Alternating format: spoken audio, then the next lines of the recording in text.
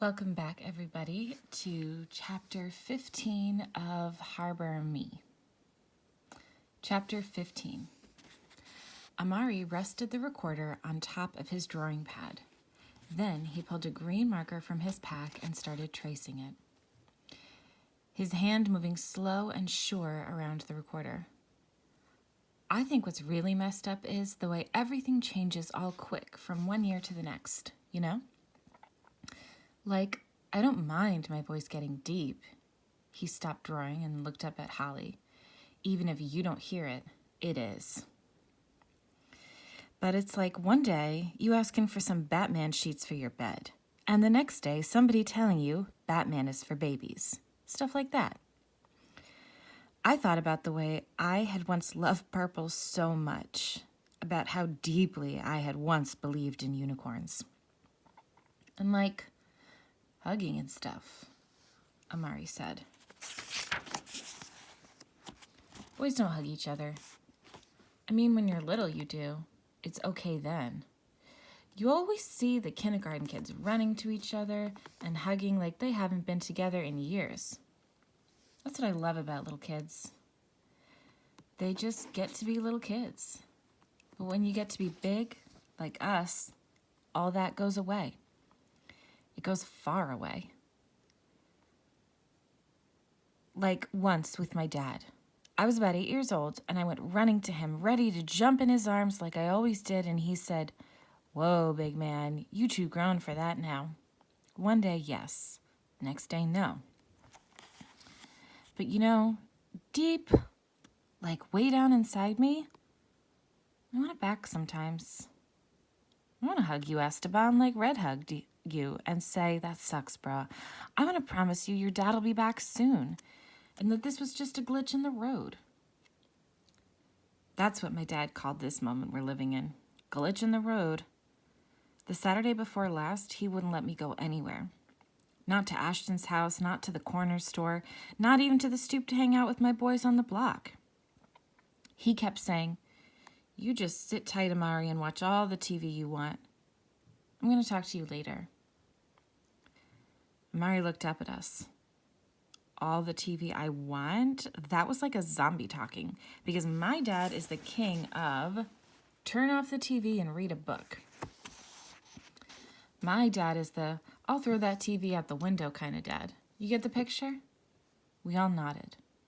So around 1 o'clock, in the middle of me watching like my 100th TV show, my dad came in and said, "Walk me to the bank, Mar."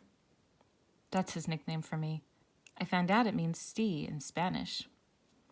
"Mar," Tiago and Esteban said with an accent. "Mar," the rest of us said softly. He just calls me Mar because it's short for Amari, but I like the short name has a meaning. Amari means strength if you use the Yoruba translation, but in Japanese it means not really. I think if we were Japanese, I'd be real mad about my name. Just saying. "Not really," Esteban said. "That's crazy, but funny." "Hey, not really," Ashton said. "Clean up your room because it's not really clean right now." The rest of us laughed. "That's what's up," Amari said. But the cool thing is that's not the translation, so everybody can let it go now. "I guess we can," Holly said. But not really. Even Amari smiled and started talking again. Maybe in 20 years he'd be the mayor of New York, and we'd all be in the audience listening to him talk. He spoke like he was so sure of everything he said. Like all his life, someone had been saying, "You're right, Amari. You're smart, Amari. You're beautiful, Amari." So, my mom was at a spin class with her girls. Spin class is like a bicycle class, he said, holding up quotation fingers. "They're grown ladies, but she always calls them her girls. Every Saturday, they go to a spin class to work off the calories, and then they do brunch. I don't get it. That's all I'm saying. Why go sit on a bike for hours and go eat pancakes and sausage and eggs and bacon and everything on a menu? That's crazy. Just go eat."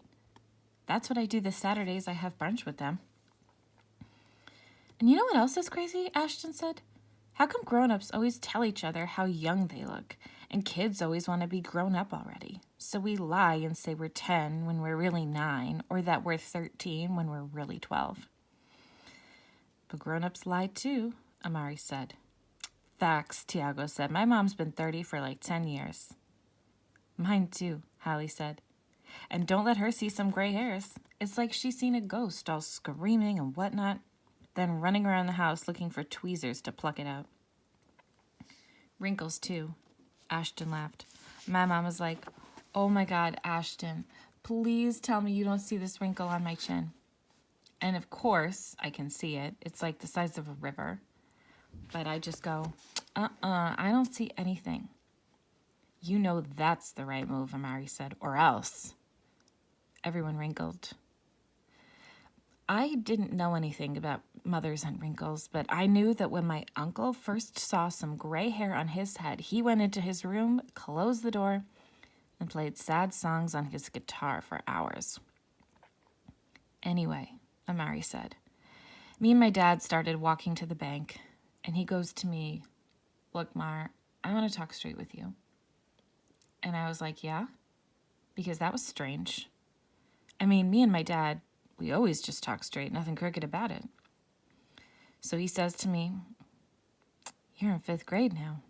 It happened so fast, I didn't even see it coming. And I had to smile when he said that. It has to be at least 2 years since I last sat in his lap. Then my dad said, this country is going a little bit crazy.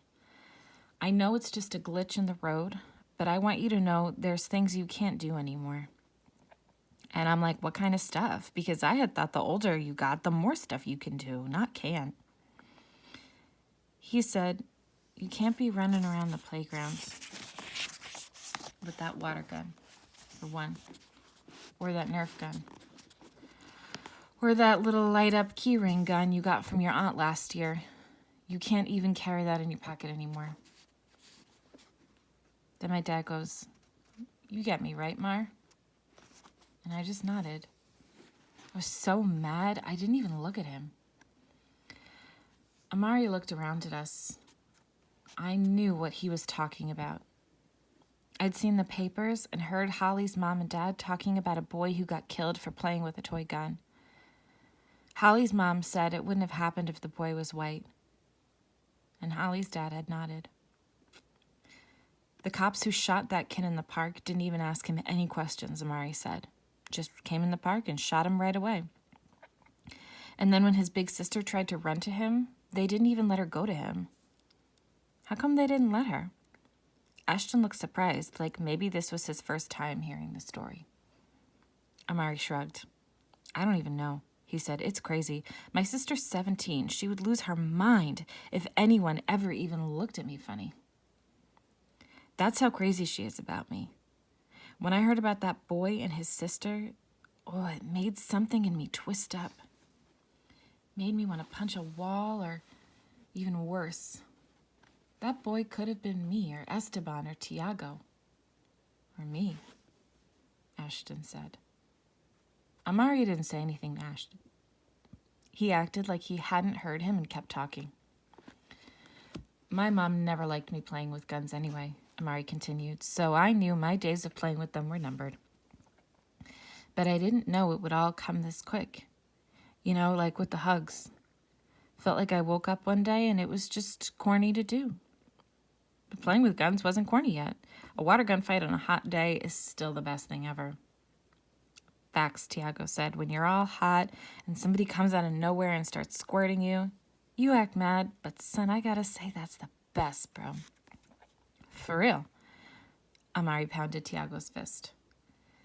And that Nerf gun you got, eh? Amari said, the one that shoots like 50 feet, that's power.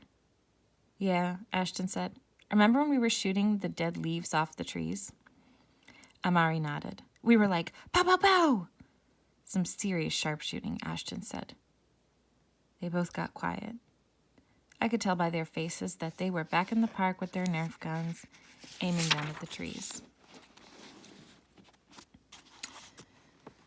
Not to disrespect you, Ashton, but it sort of sucks that you can still go to the park with that gun and not have to worry about getting killed. It's okay, Ashton said, but he started biting on his bottom lip. I can't stand guns, Holly said. I never saw one in real life and never want to.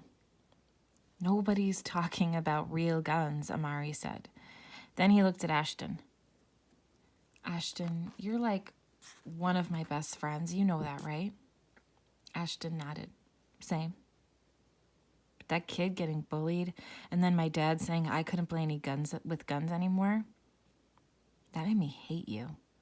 But I didn't do, not you. I mean, I didn't hate you. I don't know how to say it. I do. I said, it's not fair. It's not fair that you're a boy and Ashton's a boy and he can do something you can't do anymore, and that's not freedom. Amari nodded. Yeah, to what Red's saying. You can just play with your Nerf gun all you want, anywhere you want, and no cop is going to run up and shoot you. Amari stopped talking. He got up and walked over to the window, taking the recorder with him. And in slow motion, he made the hand that wasn't holding it into a gun, straightened his arm, and aimed outside. The cop shot that boy in the stomach, he said, with real bullets. Not soft ones that bounce off, and the boy fell in the playground. And then he died.